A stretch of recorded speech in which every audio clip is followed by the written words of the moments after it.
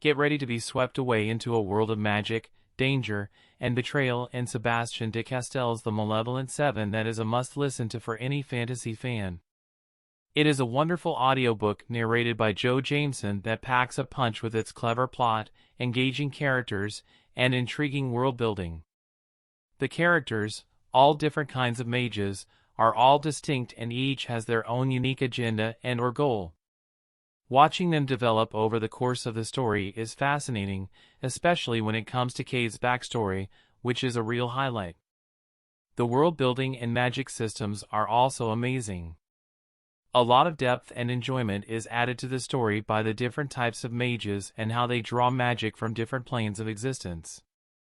What really makes this book stand out is its tone. It's sarcastic, witty, and a little bit tongue-in-cheek. The main character cleverly breaks the fourth wall and frequently preempts questions that the reader may have. With a compelling plot that is full of surprises with each twist and turn keeping listeners hooked and wanting more. Take a listen to this sample. High-towered citadel that had taken hard-working masons decades to build. Our job, Cade, is to make what we in the trade call an impression. I suppose I couldn't argue with that. Our employer was an ascendant prince, self-declared, of course, who'd been having some difficulty convincing the local ruling archons of his divinely sanctioned rule. Sending a coven of mercenary wonderists to wage mayhem and murder, I never lied to myself by calling it war, wasn't likely to convince anyone of Ascendant Lucian's holiness. But as His Magnificence had explained it to me, kill enough of the brave ones, and the rest will pray to anyone I tell them to. He might be a complete fucking moron, but Lucian was right about that much, at least.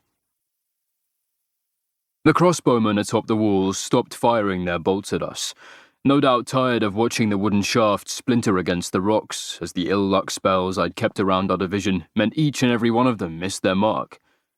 Meanwhile, Corrigan and a couple of the others got on with blasting their brethren to pieces with impunity. Corrigan lightened up on his thunderous assault and motioned for a nearby echoist to spin a little sonoral magic to amplify his voice as he called out to the Citadel's terrified defenders, "There now, my little ducklings. No need to jump.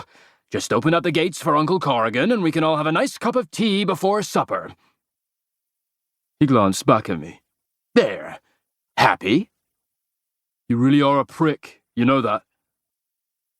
I took advantage of the momentary distraction among the archers to give my fingers a shake before renewing the shield over our squad of 11 wonderists. Corrigan shrugged. "What do you expect? I conjure rampant fucking devastation from the tempestral plane for a living so that one group of arseholes can conquer another group of arseholes.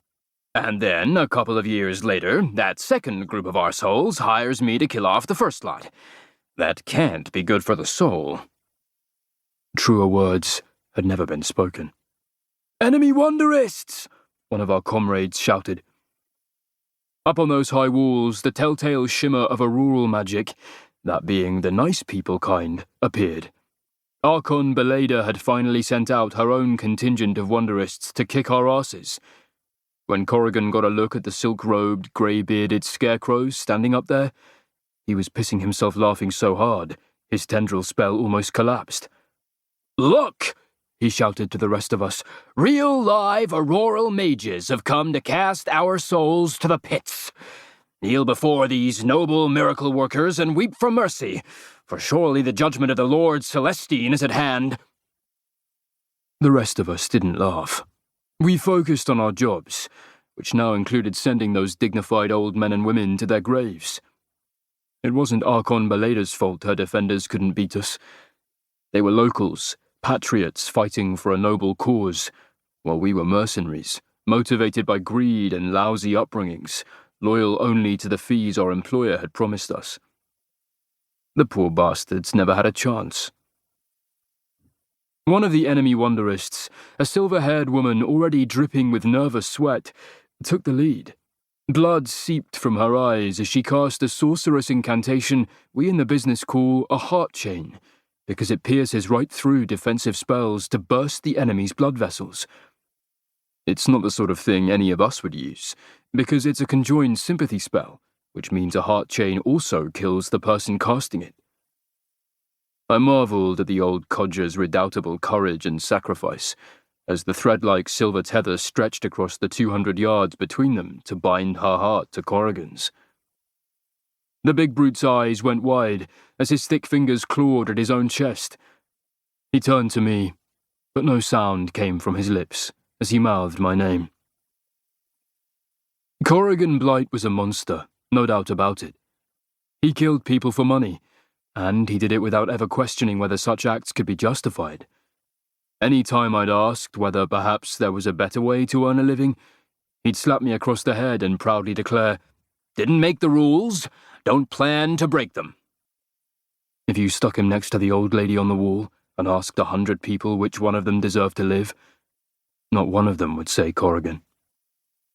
Well, except me. Corrigan was my friend, which was a hard thing to admit to myself, and an even harder thing to find in this profession. He'd saved my